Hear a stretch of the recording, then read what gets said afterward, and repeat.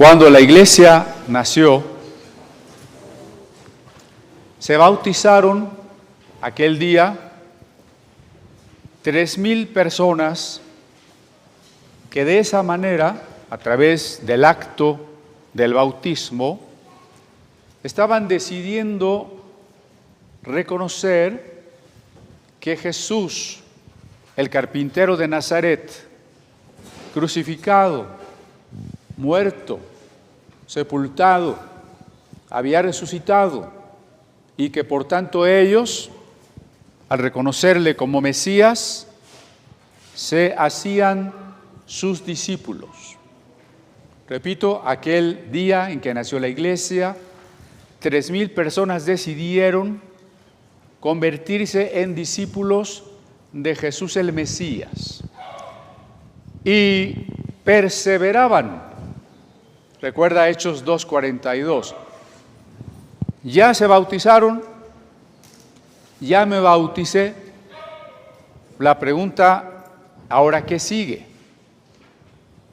Qué bonito haber escuchado el Evangelio, haber sentido el toque del Espíritu, haber sido iluminado por el Espíritu para reconocer a Jesús como Salvador y sellar esa fe y sellar esa decisión a través de la inmersión en agua. Hasta ahí está excelente, es un cambio trascendente en la vida. Es como cuando nacimos, solo una vez en nuestra existencia nacimos.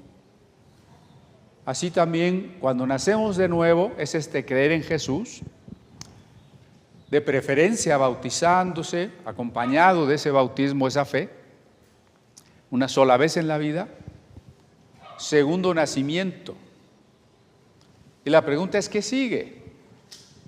Cuando ya le dan la noticia al papá que está esperando ahí en la sala del hospital, ya nació su niño, su niña, ¿qué sigue? Pues hay que darle de comer, ¿no? Y hay que cambiarle pañales. Y hay que dejarlo que se mueva, que más adelante brinque, corra, se caiga y haga travesuras, ¿no? Entonces, cuando usted nació por segunda vez, ¿qué sigue? Sigue que usted se alimente y después camine y luego corra y no haga travesuras, ¿verdad? ¿Qué sigue? 4 cosas. Hechos 2:42. Los que se bautizaron perseveraban en la doctrina de los apóstoles, en la comunión unos con otros, en el partimiento del pan y en las oraciones. Ya hemos visto 3 de ellos. Repaso el punto 3, perseveraban en el partimiento del pan. Hay comunidades que casi nunca celebran la cena del Señor, a veces porque consideran que no tiene que ser algo físico. Hay un grupo de creyentes que llaman amigos. Ellos piensan que es simplemente reunirse, compartir y no hay tal cosa como realmente comer un pan y tomar un vino. En otras comunidades porque están esperando que algún día llegue el pastor. Comunidades apartadas en el campo, en la sierra. Es que hace 1 año, 2 años que no tenemos la Santa Cena porque no ha venido el pastor, ¿no? Entonces, la pregunta es, ¿están perseverando en el partimiento del pan? Algunas congregaciones lo celebran solo en la época de la Semana Santa, que equivale aproximadamente a la Pascua judía. Solo una vez al año. Y sí, hacen una gran fiesta, piensan que es algo verdaderamente importantísimo, pero una sola vez al año. ¿Podríamos calificar eso de perseverar? Porque perseverar en la doctrina es una constante, ¿no? Perseverar en la comunión es siempre. Perseverar en la oración, decía Pablo, orad sin cesar. Entonces, ¿qué es perseverar en el partimiento del pan? ¿Hacerlo cada año, cada 2 años? ¿No hacerlo nunca? Porque en algunas iglesias, aunque se celebra, muchos hermanos no se sienten dignos y no la toman, entonces nunca la celebran. Eso no es perseverar. ¿Me estoy explicando? Entonces, perseverar, ¿qué es?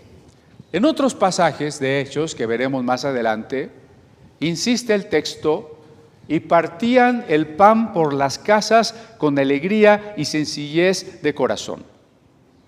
Recuerde que el nombre bíblico de la Santa Cena es partimiento del pan. Si entendemos que perseveraban en el partimiento del pan, y un capítulo o 2 capítulos más adelante dice que partían el pan por las casas con alegría y sencillez de corazón, quiere decir que era una constante. Más adelante en el libro de los Hechos se dice que ya había pasado la Pascua y Pablo llegó a un lugar donde los discípulos estaban reunidos para partir el pan. Entonces, no solamente en la Pascua, a la siguiente semana otra vez se dice que Pablo estaba en un lugar donde iban a partir el pan. Algunos historiadores nos dicen que cada primer día de la semana las iglesias partían el pan. Eso sí es perseverar. Perseverar. ¿Por qué no lo hacemos aquí cada domingo? Porque lo hacemos entre semana en la célula. Porque estamos siguiendo ese texto: partían el pan por las casas. Las células, excepto por la pandemia o por los que están lejos, se realizan en las casas, ¿no? Hacemos la Santa Cena en la célula. Partían el pan en las casas, pero de manera constante. Esperemos que cada semana. En alguna época nos quedábamos a veces a comer todos juntos y no celebrábamos la Santa Cena dentro de la celebración como esta, sino al inicio de la comida. Ya todos sentados en la mesa, tomábamos el pan y el vino y lo uníamos al resto de la comida con la sugerencia de que platicáramos cosas edificantes. No chismes, tonterías o bromas, sino viviéramos esa comunión que edifica. ¿Recuerdan? Porque esa comida que ya hemos estudiado en la serie de Corintios y también cuando estudiamos Hebreos, y en Corintios vimos que era a veces toda una comida. Por eso Pablo tiene que reprender a algunos que ya habían cenado y otros no habían llegado. Y tiene que reprender a algunos que ya estaban borrachos y otros ni habían recibido el vino, ¿no? Porque era una comida. Así que en los años posteriores se le llegó a llamar a esa comida el agapi. Claro, agapi significa amor, pero como era una comida fraternal, una comida de comunión, una comida de amor, por extensión se le llamó también el agape. Por eso Judas dice: cuidado con los falsos maestros que son manchas en vuestros agapes, ¿no? En vuestras comidas de amor, vuestras comidas fraternales. Entonces debemos de celebrar constantemente esta comida que nos recuerda la comunión con Cristo. Porque quiero enfatizar que es eso, comunión. No adoramos al pan, aunque algunos me ven feo. Pues ya estaba yo desde antes.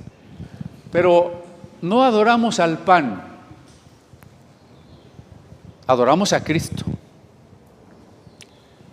Fíjense lo que voy a decir porque es iconoclasta.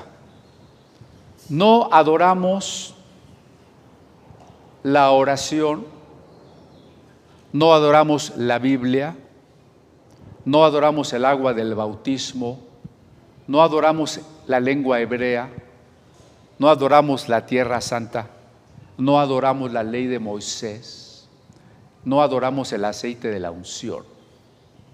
Eso parece obvio, pero a veces en la práctica son cosas a las que se les coloca en el lugar de Dios. Cuando alguien dice, es que la fe tiene poder, está colocando a la fe en el lugar de Dios.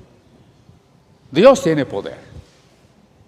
Cuando decimos es que la Biblia, y la tomamos como diría Karl Barth, un teólogo, un papa de papel, la estamos poniendo en el lugar de Dios. La Biblia señala a Cristo, pero no adoramos la Biblia. Y conste que se los estoy diciendo como coleccionista y estudioso de la Biblia, ¿verdad? No adoramos los elementos de la Santa Cena. Usted se ha fijado, y no los ponemos aquí en la mesa, y entonces primero nos hincamos ante el pan y ante el vino, y los adoramos, y luego los comemos con actitud de adoración. No, adoramos a Cristo. Cuando alguien dice, es que la oración tiene poder, otra vez se está poniendo a la oración en el lugar de Cristo. Cuando alguien piensa y hasta vende frasquitos con aceite porque tiene poder y hay que untarlo en las puertas y ventanas de tu casa para que no entren los malos espíritus, está convirtiendo en un fetiche, en un ídolo al aceite. No adoramos nada que no sea Cristo. Si tenemos una cruz como símbolo que nos recuerde el sacrificio de Jesús, no adoramos la cruz. Y no adoramos el rosario, y no adoramos imágenes, y no adoramos nada. Cuando el mandato dice, no te harás cosa alguna, se refiere a todas las cosas. Ni las que estén en el cielo, o sea, tampoco a las cosas celestiales las podemos adorar, ni a las cosas terrenas, ni a las cosas que están debajo de la tierra. Dice el mandato, nada. No adoramos a los líderes espirituales, no adoramos a los pastores, no adoramos a los apóstoles, no adoramos a los obispos. ¿A quién adoramos? A Cristo. Recuerde que cuando se le otorga poder al pan de la Santa Cena, se le está adorando. Por eso se le guarda y se le cuida de una manera muy especial. Y se le considera un vehículo de la salvación. Por eso cuando se niega en algunos ámbitos, en algunas ramas del cristianismo, se niega la Santa Cena, prácticamente se está condenando a las personas. Se les está haciendo sentir que están condenadas. De esto hubo incluso un uso político. En tal ciudad hay un rey que no está de acuerdo con la iglesia. Muy bien, la orden de los obispos es que el pueblo quite a ese rey. Y mientras no quite a ese rey, los sacerdotes de esa ciudad tienen orden de no administrar la Santa Cena. Eso tiene un nombre técnico, se llama interdicto. Cuando un pueblo o una ciudad estaba bajo interdicto, quería decir que no se le podía dar la Santa Cena, la Eucaristía, hasta que no hiciera lo que tenía que hacer. Y por tanto, todo el pueblo se espantaba y se sentía presionado a hacer lo que se le pedía. De lo contrario, pensaban, nos vamos a ir al infierno porque no nos dan el pan. ¿Sí me explico? ¿Hasta dónde pueden llegar las consecuencias de adorar lo que no es Dios? Recuerde usted que el cuerpo de Cristo está glorificado en el cielo y que el cuerpo de Cristo, como algunos le han llamado cuerpo místico en la tierra, es la iglesia, pero no el pan. El pan nos recuerda aquel cuerpo de Jesús que murió en la cruz. El pan nos recuerda que nosotros somos el cuerpo de Cristo. Esa es la tarea del pan, pero no adoramos el pan. Ahora, yo quisiera enfatizar que tomar la Santa Cena nos confirma, no porque lleve una especie de poder mágico, es una enseñanza, es un medio didáctico de Dios. Los símbolos en la Biblia, los mismos ritos en la Biblia, son herramientas didácticas por las que Dios nos enseña. Hay 3 virtudes teologales ¿Recuerda cuáles son? Fe, esperanza y amor. La Cena del Señor nos recuerda estas tres cosas: fe, esperanza y amor. Creo que si las podemos relacionar con el partimiento del pan, nos va a quedar más claro que es el partimiento del pan. ¿Por qué nos relaciona con la fe? Porque todas las veces que comiereis este pan y bebiereis esta copa, dice Pablo, la muerte del Señor anunciáis. Ahí está la fe, ¿no? Tomar esta comida, recordando con estos dos elementos que son el pan y el vino, que Jesús murió por nosotros, es el centro de la fe, que nunca debemos olvidar, porque ha habido muchas épocas en que la iglesia ha dejado de ser cristocéntrica. Se ha adorado a otros personajes, a seres intermedios, que no hay en realidad seres intermedios, no debería de haber, pero, muchas gracias, se olvida a Cristo, se enfatizan otras personas, se celebra a los difuntos, a los santos, a cualquier otra persona. La teología muchas veces ha perdido también la clave cristocéntrica. Bueno, a tal grado que no solo lo vemos en la historia del cristianismo, sino que el Apocalipsis ya lo preveía cuando Jesús dice: estoy a la puerta y llamo. El que está a la puerta tocando, ¿está afuera o está adentro? Está afuera. Y cuando Jesús dice eso, es una carta ¿para quién? Apocalipsis 3, para la iglesia, Apocalipsis 3:20. Jesús le está diciendo no al mundo, a la iglesia: estoy en la puerta, estoy tocando, o sea, ya me dejaste afuera. ¿Sí? La iglesia a veces deja de ser cristocéntrica.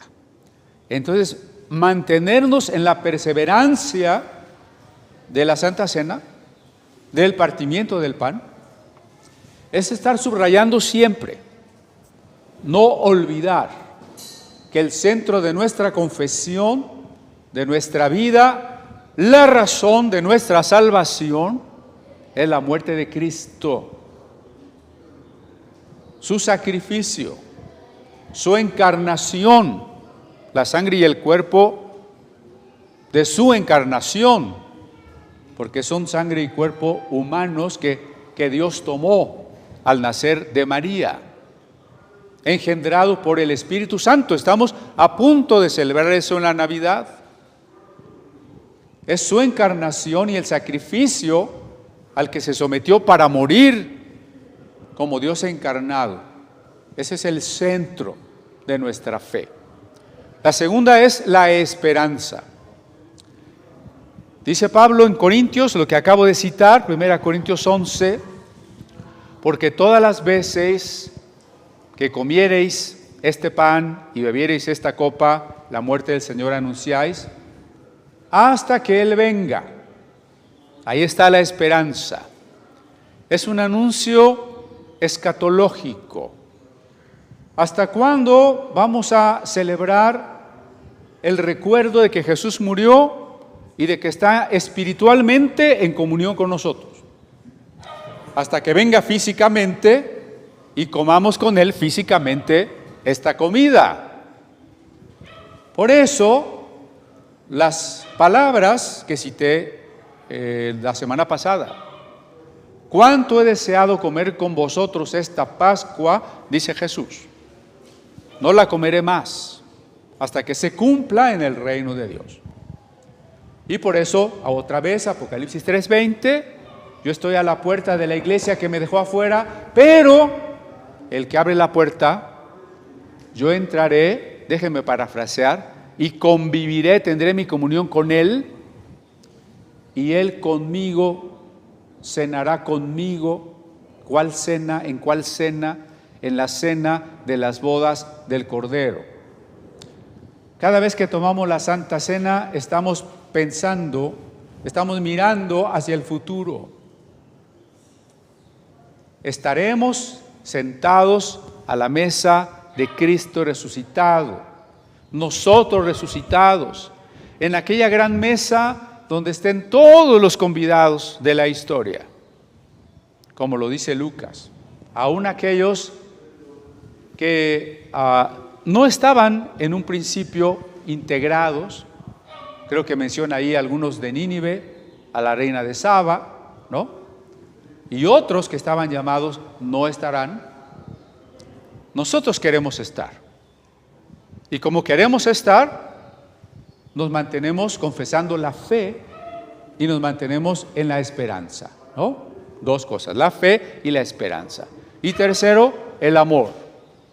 Si es una comida de comunión, entonces es una comida de amistad, es una comida de amor.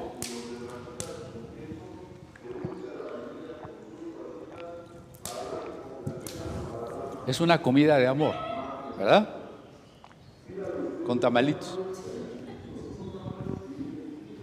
Entonces, el amor se vive.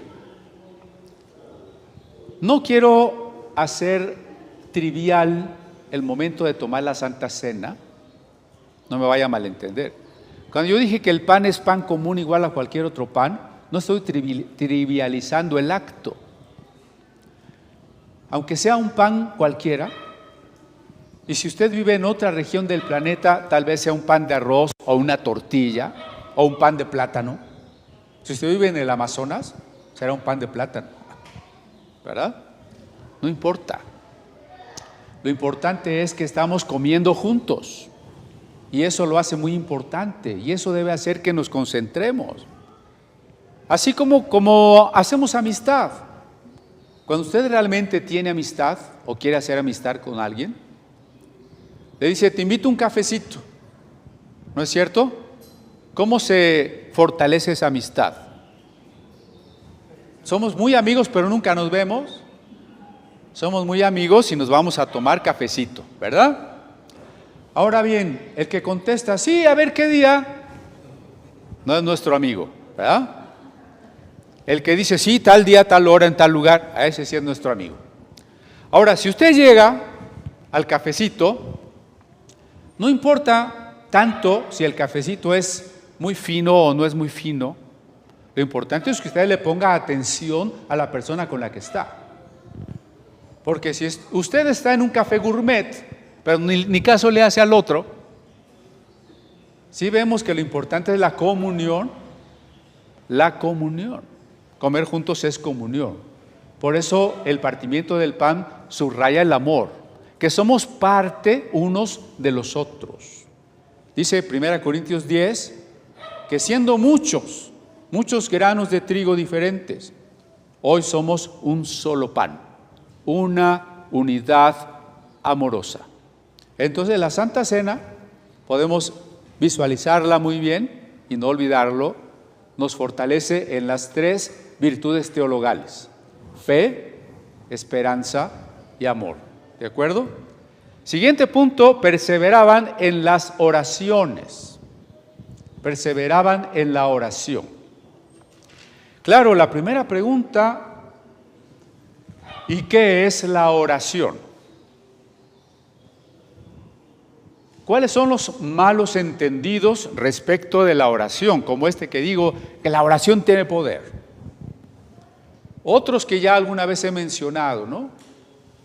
En algunos grupos de redes sociales, donde a veces hay conferencias o discusiones respecto al avance de la maldad, del relativismo, de la inmoralidad, alguien empieza a explicar cuáles son los planes para establecer la pedofilia. Alguien empieza a desvelar y a dejar muy claro de qué manera se están cambiando las leyes para imponer la ideología de género y castigar a todo el que esté en desacuerdo, fascismo total. Pero lo que me llama la atención son los comentarios del público. ¿Qué comentarios ponen los evangélicos? Dios está en control. Estemos orando, Dios tiene la victoria. ¿Qué comentarios ponen los católicos? Que el manto de María nos cubra, que el Santo Rosario nos proteja. Los dos tipos de comentarios, perdónenme, no es ofensa, quiero que lo reflexione, no sirve para nada. Si esas cosas fueran mágicas, ni siquiera tendríamos que dar conferencias, ni trabajar, ni tener argumentos para responder. Solamente había que decir, me cubro con la sangre de Cristo, ¿no? Me protejo bajo el manto de María. Y se acabó el problema. Y México no estaría en problemas, ni el mundo estaría en problemas. ¿Por qué? Porque Dios está en control, ¿no?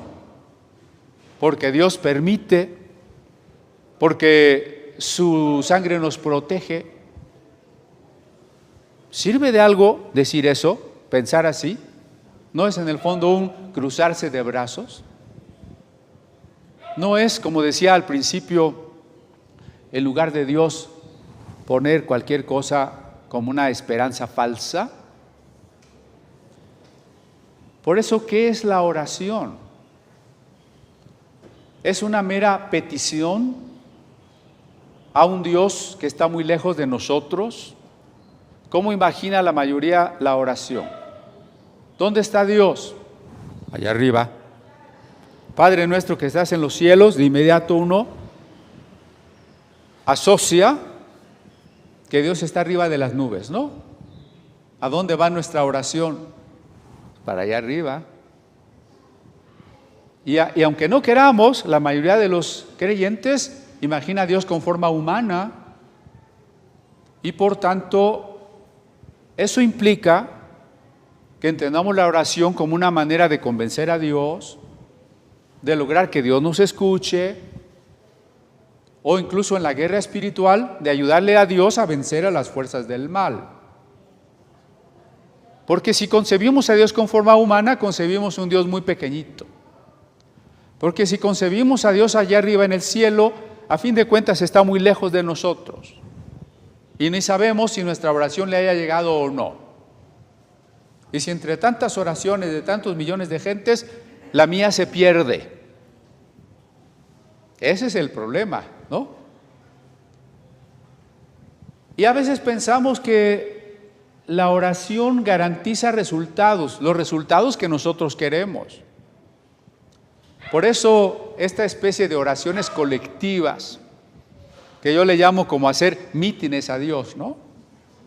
Hermanos, mañana me van a operar, por favor, oren todos por mí, comuníquense con las otras iglesias para que oren por mí. Yo pregunto, y con toda reverencia, ¿qué diferencia hay si yo oro o uno de ustedes ora por mí y si oran 10 iglesias? ¿Hay una diferencia cualitativa? ¿Será que Dios dice, no, pues nada más me pidió uno? No, ahora sí se me juntaron 10 iglesias, no. Además me piden a cada rato, no, voy a tener que contestar. Y luego los hermanos escriben, ¿no? Que oremos por tal persona por sanidad. Y al día siguiente, a la semana siguiente, hermanos, ahí va mejor. Sigan orando para que el Señor siga obrando. Yo me pregunto, ¿qué? ¿La mejoría es en la medida en que sigue orando? Si deja de orar ya se para la mejoría. O Dios es muy olvidadizo, ya estaba sanando esta persona, pero dejamos de orar, entonces a Dios ya se le olvidó y ya se volvió a enfermar. Ya me están viendo muy raro ustedes. Quiero que reflexionemos qué cosa es la oración, ¿no? Recuerde que la oración es una plática con Dios. Es un diálogo, día viene de la raíz dos, logos, palabra. Es una plática de dos, un diálogo. La oración es un diálogo con Dios. Es un diálogo amoroso. Aquí piense, por favor, cuando usted platica con buenos amigos, cuando usted convive con sus hijos o con su pareja a la que ama. Ese es un diálogo amoroso. Porque usted no se encuentra con un amigo, con el que se fue a tomar el cafecito, y su cafecito dura 5 minutos. Y esos 5 minutos son para pedirle cosas. Ah, sí, te invité a tomar un cafecito para que me prestes 100 pesos, la cuenta por favor, ahí nos vemos. Así oramos. Señor, te pido que... Amén, ya acabé. ¿No? Un diálogo de un papá con un hijo, si no es un diálogo amoroso, entonces también el hijo pues va a hablar 3 minutos para pedir el dinero, para pedir el carro, para pedir un permiso. Solo para eso. Pero cuando le dijo al papá, ¿cómo estás? ¿Qué piensas de mí? ¿Qué me puedes orientar en la vida? Te quiero mucho. ¿Me das permiso? ¿Me prestas las llaves del carro? Adiós. Así le hablamos a Dios, ¿no? El esposo y la esposa. No, bueno, espero que no. A ver, lo del gasto, ya subió todo. ¿Tú ves que es que me alcanza? Te enseño la nota para que veas que compré, que no compré nada. Ay, sí, se las caché. Ay. Y ya se acabó el diálogo. Así es nuestra oración, tristemente. Ahí le pedimos a Dios 2, 3 cosas bastante egoístas y dejamos de orar. Ya nos cansamos, ya nos aburrimos, ya no sabemos qué orar. Vamos a hacer otra cosa. Esa no es la oración de aquel que está lleno del Espíritu Santo. Eso no es perseverar en la oración. A duras penas, eso es oración. Oración es diálogo amoroso. ¿Qué hay en un diálogo amoroso? Bueno, pensemos en varios tipos de oración. Primero, la oración individual. Esa que tenemos en la intimidad con Dios. En el Sermón de la Montaña dice Jesús, cuando oras, no ores largamente en público para que la gente diga, qué hermano tan espiritual, este hermano sí sabe orar, está muy consagrado. Y lo que queremos lograr es una buena fama.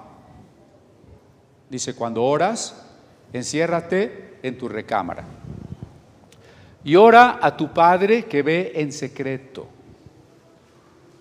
A veces pensamos que para que Dios nos escuche hay que ir a un templo. Yo he orado en algún templo porque en el tráfago de la ciudad es muy reconfortante entrar a un lugar tranquilo y orar, ¿no? Pero no porque Dios esté solamente allí. Dios está en la intimidad de nuestra casa. Enciérrate en tu recámara, ora a tu Padre que ve en secreto y Él te recompensará en público. La oración privada. Esa oración que debe ser una práctica constante. Es la oración simbolizada o análoga a la plática de los que se aman.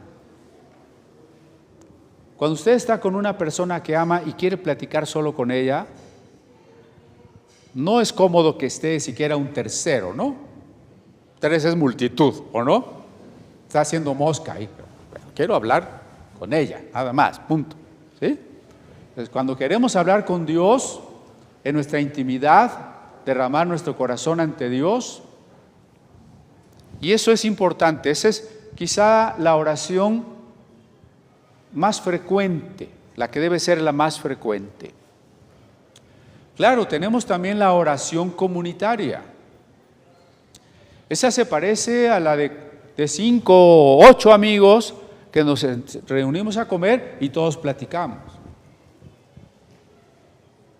También se puede, ¿no? Intercambiamos ideas o discutimos. Esa es la oración comunitaria. También está la oración espontánea, aquella en que yo expreso las palabras que me están llegando a la cabeza, de acuerdo con mis necesidades, lo que yo recuerdo, lo que siento. Está la oración en el Espíritu, que ya hemos tratado de alguna manera y seguiremos viendo a lo largo de Hechos, la oración en lenguas, donde las palabras ya no me alcanzan y es mi espíritu el que se expresa en una lengua en la que yo no entiendo, pero mi espíritu se comunica con Dios. Está la oración repetida o memorizada. Podemos leer salmos, otras oraciones de la Biblia, otras oraciones de algunos teólogos o personas que han sido de fe. No está mal. Rezar es repetir, ¿no? ¿Se puede repetir una oración? Claro que se puede repetir. Si no se pudiera, usted jamás podría volver a decir ni el Padre Nuestro ni el Salmo 23. Los repetimos, los decimos. Y los tenemos que decir de una manera pausada, en la que nos vaya quedando clara cada idea que estamos expresando allí. No oramos una oración repetida muchas veces como si la repetición tuviese el poder, tuviese el valor. Eso no está en la Biblia. Como algunas cadenas que circulan por ahí. Reza esta oración a San Judas Tadeo 9 días y se te concederá tu petición. ¿No dicen así las cadenas? Compártelo con 7 personas y si no lo haces se te va a caer la mano por leproso. ¿Ya? O, a ver, para que venzas ese pecado, de castigo 20 Padres Nuestros. Repetir oraciones así no tiene poder, como las tablas de multiplicar o como el perico, ¿no? Si vamos a repetir una oración, lo cual es válido, y muchas de ellas están escritas en la Biblia, tenemos que hacerlo comprendiendo cada frase, ¿de acuerdo? Entonces son tipos de oración. Ahora bien, ¿y qué vamos a pedir en la oración comunitaria? Vamos a pedir por las necesidades que tenemos como cuerpo de Cristo. Cuando estamos en la oración comunitaria, no pida por cosas estrictamente personales.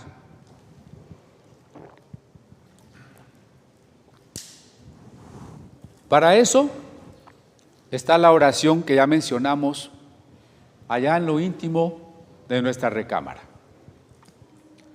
De lo contrario, se vuelve una reunión de oración, pues no sé, no cumple su cometido comunitario. Es que yo quiero que oren por mí porque me duele el estómago. Yo quiero que oren por mi vecino, que quién sabe. Yo quiero que... No, ¿cuáles son las necesidades comunitarias? El arrepentimiento de la iglesia, la llenura del Espíritu Santo, la evangelización de nuestro pueblo, el entendimiento de la doctrina, la entrega a nuestro Dios. Necesidades de todos, con las que podemos caminar e intentar resolver juntos, si no, no es comunitaria.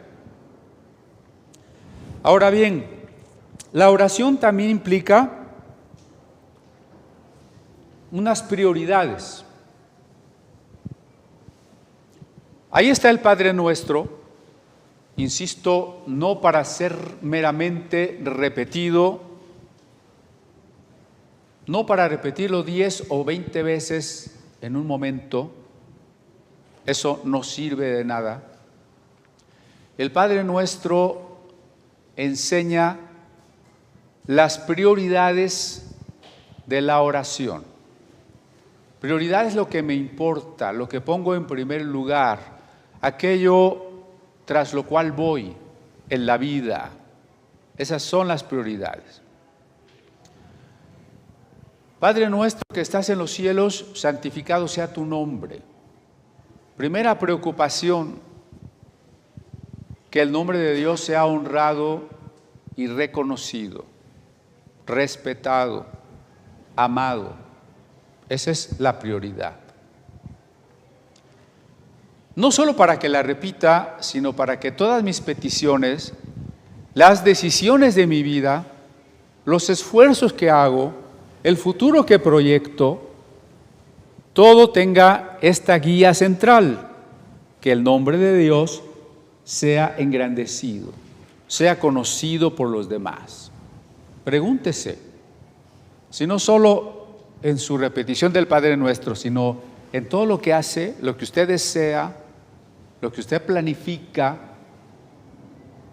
la guía rectora es que el nombre de Dios sea conocido por los demás.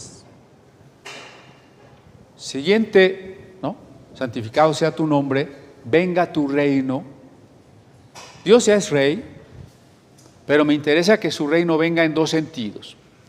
Que se haga constante y verdadero en mi persona, que Él sea mi rey, yo el siervo, Él el rey. No se trata de ser cristiano solo como una especie de vida ética, moral. Yo soy cristiano porque trato de no portarme mal y trato de portarme bien. Eso no es ser cristiano. Ser cristiano es hacer lo que el rey me pide. Por eso, venga tu reino, hágase tu voluntad, están unidos. ¿Sí? Yo pido en la oración la voluntad de Dios. Por eso la oración como diálogo amoroso es en primer lugar entrega. Entrega. Cuando los dos amados, los dos amantes están platicándose, ¿qué es lo más importante que platican? Si dos personas están enamoradas de esas etapas en las que los ojitos son de borrego a medio morir, ¿qué se dicen? Ay, ¿cómo está el frío, verdad? Sí, a ver si mañana ya no hace tanto frío. ¿Eso platican los enamorados? Eso platica con el taxista, ¿no? Que ni conoce. Lo más importante que los enamorados se dicen es: te amo, eres todo para mí, soy tuyo, ¿no? Esa frase, soy tuyo.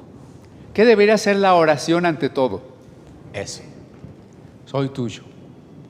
La oración, diálogo amoroso, es entrega. En primer lugar, entrega.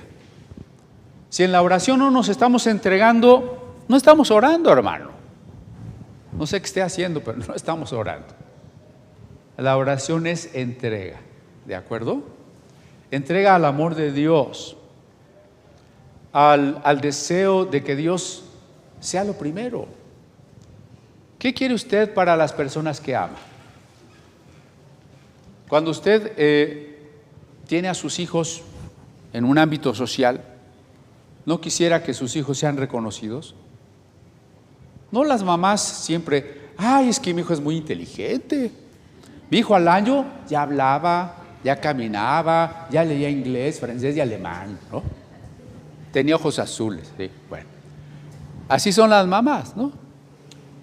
Pero esto lo único que refleja es que queremos que el ser amado sea reconocido, ¿o no? Lo que queremos es que el amado tenga claro que somos suyos. ¿No dicen los enamorados que casi quieren ser poetas? Es que no tengo palabras para decirte cuánto te quiero. Eso lo que expresa es que el ímpetu principal del amante es comunicar al otro que le pertenece, ¿no? Eso es la oración. Es diálogo amoroso.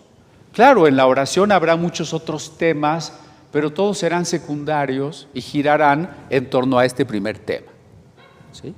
Si yo me estoy entregando a Dios, entonces yo voy a preguntarle por su voluntad.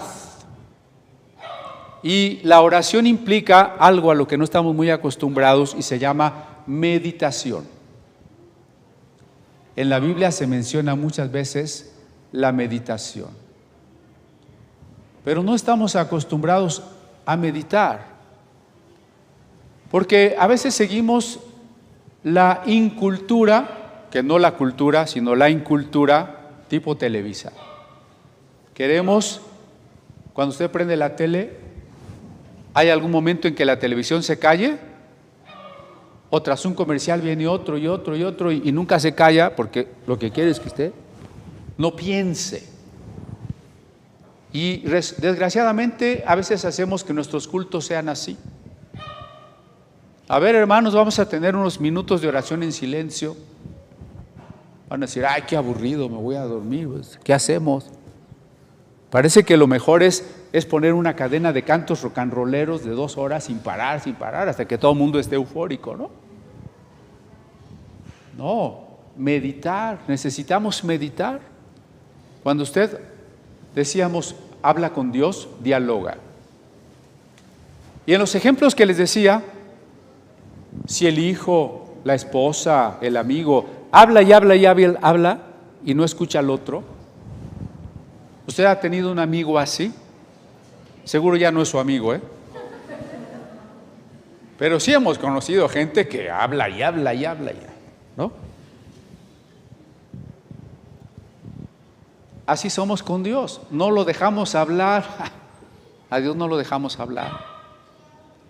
Aún como pastor hay personas que me preguntan una cosa, apenas empiezo a contestar, ya me están preguntando otra, ni siquiera terminaron de poner atención, la verdad no entendieron nada, pero ya están con la siguiente pregunta. Así somos con Dios, ¿no?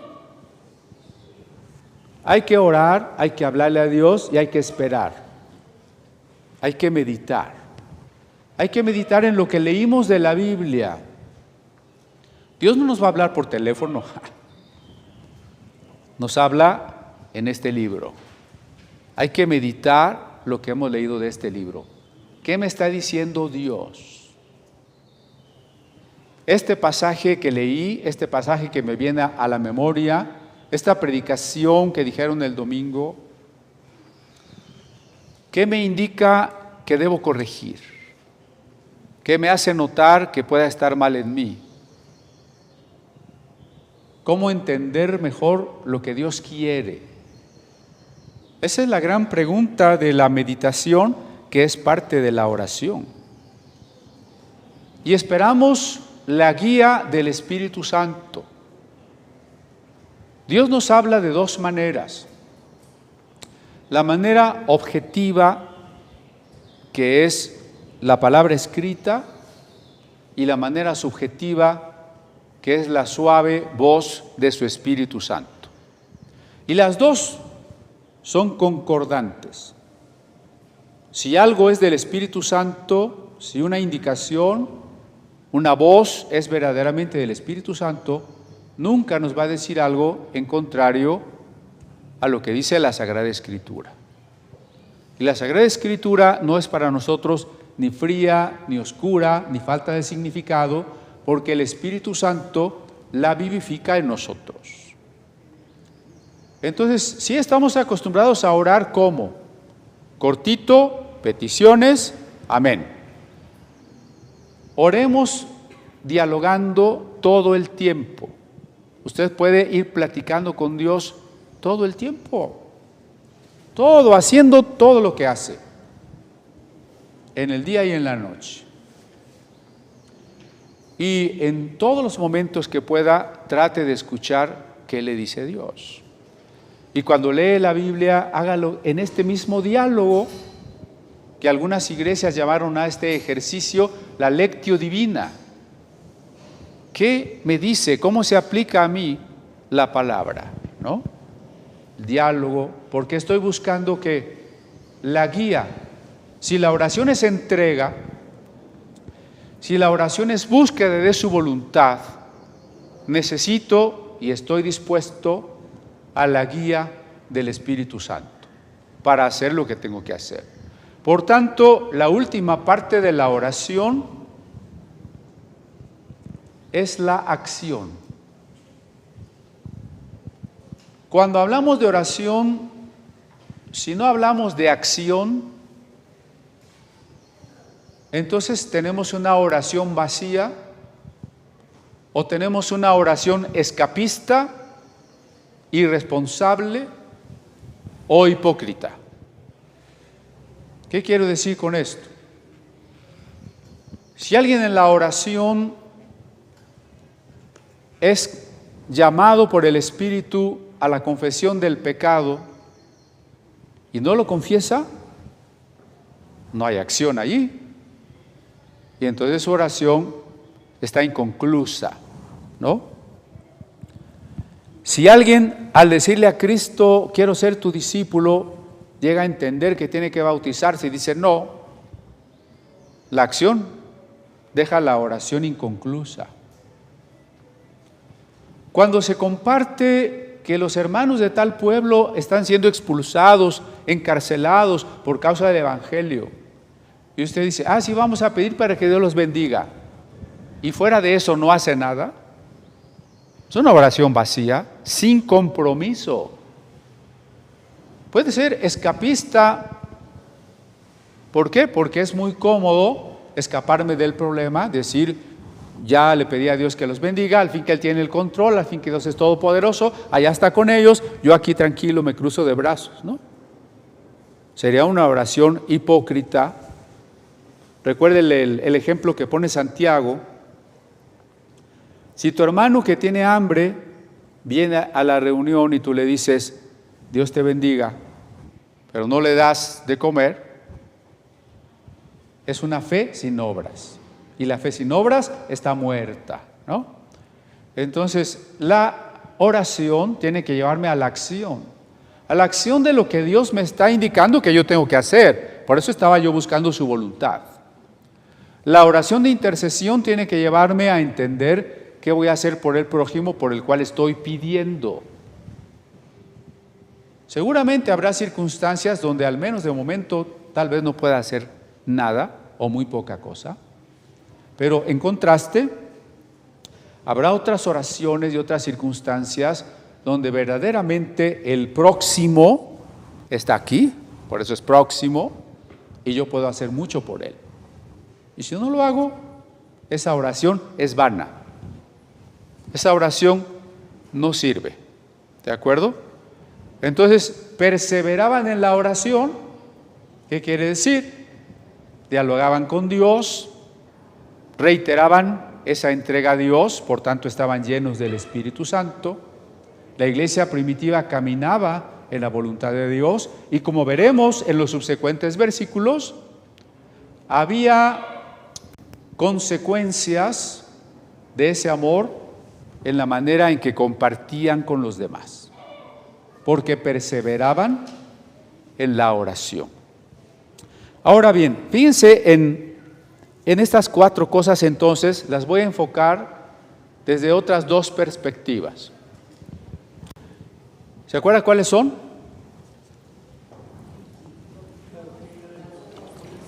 La doctrina de los apóstoles, la comunión, el partimiento del pan y las oraciones. En la doctrina de los apóstoles ya explicamos que es el Nuevo Testamento. En la comunión ya explicamos que es una decisión amorosa entre nosotros. El partimiento del pan, que quiero que se ilumine a través de la fe, la esperanza y el amor. Y la oración como diálogo amoroso con Dios. ¿Ya los tenemos definidos? Ahora, noten esta perspectiva. El pueblo de Israel estaba en el exilio. ¿Qué quiere decir eso? Más bien el pueblo judío. El reino de Judá cayó bajo la invasión de los babilonios y la mayoría de los pobladores fueron deportados, fueron llevados a otra tierra, a la tierra de Babilonia, casi unos 1000 kilómetros de distancia, lejos de su hogar. Entonces, hay 4 cosas que el pueblo allá en Babilonia ya no tenía.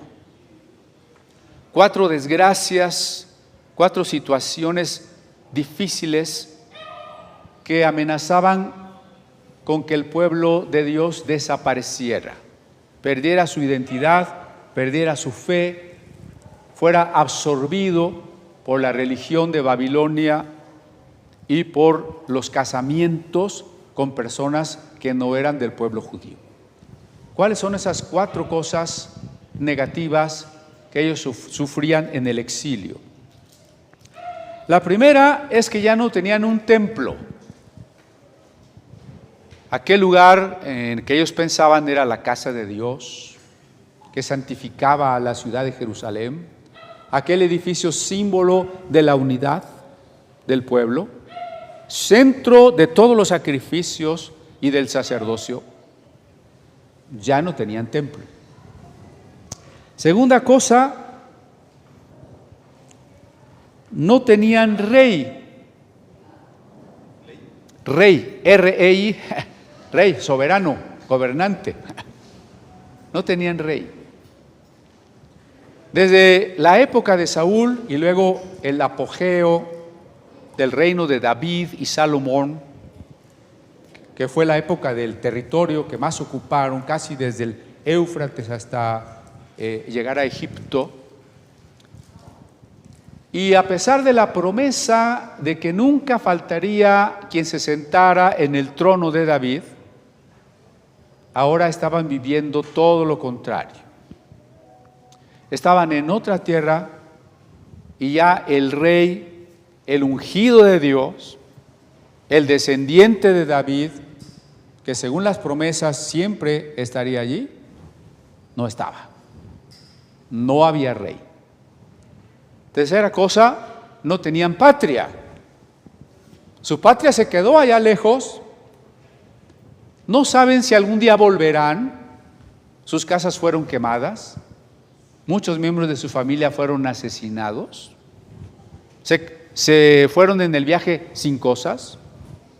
Llegaron en una situación difícil a Babilonia. No tenían patria, no tenían tierra, no tenían casa. Y número 4, allá en Babilonia eran una minoría oprimida. Eran una minoría oprimida.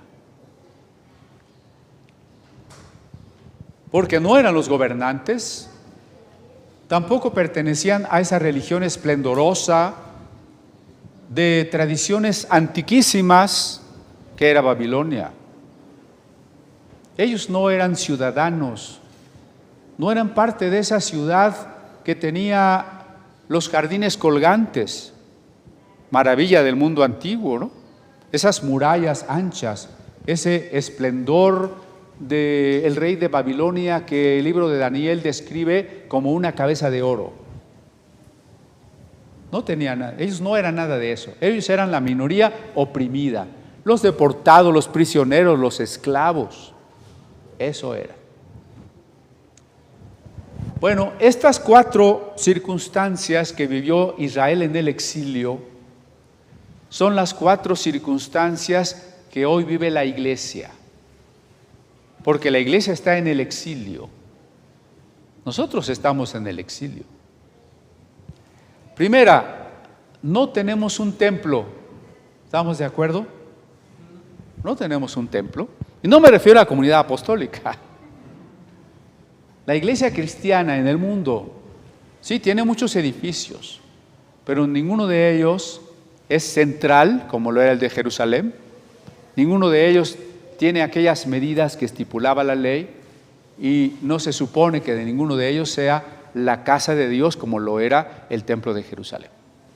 No tenemos templo. Segunda, físicamente no tenemos un rey. Ya dijimos que la iglesia no se centraliza, no tiene un gobernante, no tiene una cabeza que esté en lugar de Cristo. No tenemos un rey. Y en ese sentido, tenemos hermanos mayores que nos guían, pero no queremos un rey humano, no queremos un líder humano, no queremos un apóstol, ni un apóstol de apóstoles, ni un apóstol de redes apostólicas. Dios nos libre de eso. Cuando le pregunten, ¿usted de qué cobertura es? ¿De qué apóstol es? Dios me libre. ¿Sí? No tenemos un rey. No tenemos una patria. ¿Cuál es la patria de los cristianos? Todos los cristianos vivimos en algún país con un gobierno cristiano, con leyes cristianas, con escuelas cristianas. No tenemos una patria. Vivimos en un país donde cada vez hay leyes que hacen que deje de ser más nuestra patria. ¿Somos una minoría oprimida? Somos una minoría oprimida y cada vez más oprimida. Yo les he insistido desde hace varios años que la persecución se avecina y ustedes están viendo que es inminente, que la manera en cómo los eventos sociales, como las políticas y las leyes se han desenvuelto, solamente están confirmando la inminencia de tiempos precarios, muy difíciles para la Iglesia de Cristo. Entonces estamos igual que el pueblo de Israel en el exilio. Pero el pueblo de Israel en el exilio sobrevivió y un tiempo después regresó a su tierra. ¿Sobrevivió gracias a qué? A que no tenía templo, pero ya no encontró su identidad en un edificio, sino en los textos sagrados. A que no tenía rey, pero estableció un colegio gobernante de escribas, sacerdotes y ancianos. A que no tenía patria, pero hizo el esfuerzo para regresar a su patria. A que era una minoría oprimida, pero al regresar a su patria se convirtió, aunque fuera por poco tiempo, después en un pueblo libre, aunque nunca más tuvo un rey como en los tiempos de David. Si la iglesia hoy está en la misma situación, estas 4 circunstancias negativas, hemos dicho que la iglesia perseveraba en 4 cosas. ¿Cómo se relaciona cada una? Primera, si nosotros no tenemos un templo, la identidad no nos la da un templo, nosotros tenemos otra identidad en torno a la cual nos constituimos y nos reunimos. ¿Cuál es? La doctrina de los apóstoles. Si nosotros no tenemos una patria, sí formamos una comunidad universal, el cuerpo de Cristo. Por eso, la expresión de esa comunidad espiritual es la celebración del partimiento del pan. El partimiento del pan me está diciendo, no tienes una patria, no tienes un territorio físico, pero perteneces a una familia que está dispersa en todo el mundo. No tenemos un rey físico ahora aquí en la tierra, pero ese rey está espiritualmente con nosotros y por eso es posible la comunión entre nosotros.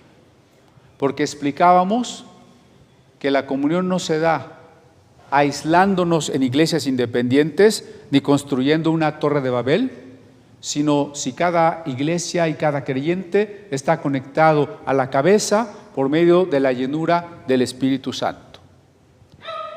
No tenemos un rey físico porque no tenemos un territorio físico, porque no tenemos una constitución al tipo de los estados, pero tenemos un rey espiritual que está presente y nos mantiene unidos como pueblo, que nos da una identidad no en un territorio, sino en la comunión amorosa, que nos permite identificarnos como lo que somos, no por un templo, sino por una doctrina, por una sagrada escritura. Y somos una minoría oprimida. ¿Y cómo camina o cómo puede sobrevivir una minoría oprimida hasta ser liberada? Por medio de la oración, por medio de ese caminar en diálogo amoroso, ese caminar íntimo con Dios. No solamente somos oprimidos social o políticamente, algunos sufrimos las carencias económicas y eso no se va a resolver a corto plazo, porque a las estructuras de pecado y de injusticia de nuestra política y de nuestros gobiernos hará que incluso algunos nos hundamos más en la miseria. Pero también nos oprime el dolor y la enfermedad. ¿Cuántos de nosotros estamos luchando contra una enfermedad? Y a veces nos desazona, nos desconsuela no ver una sanidad, una mejoría. Somos una minoría oprimida desde todos los puntos de vista. Por supuesto, no somos mayoría. Cuando la gente dice, es que la mayoría cree esto, la mayoría acepta lo otro, la mayoría está de acuerdo con tal, recuerde usted que la verdad no se decide por mayoría. La verdad es la verdad. ¿Cuántos votan porque la luna sea de queso? No, pues todos, ¿ya? Entonces ya es de queso. La verdad no se decide por mayoría. Somos una minoría, sí. ¿Y cómo nos vamos a mantener en este desierto, en este exilio, hasta que entremos a la tierra prometida? En la oración. Recuerde que las claves del libro de los Hechos son la acción del Espíritu Santo. Por eso el Espíritu Santo está actuando. ¿Cómo? En la revelación de la doctrina, en la comunidad, en la celebración del partimiento del pan y en las oraciones. No olvidemos entonces en qué vamos a perseverar. 4 cosas, y esas 4 cosas son por el Espíritu Santo. Y esas 4 cosas señalan a la fe, señalan a la esperanza escatológica y se realizan en el amor del Espíritu Santo. Amén.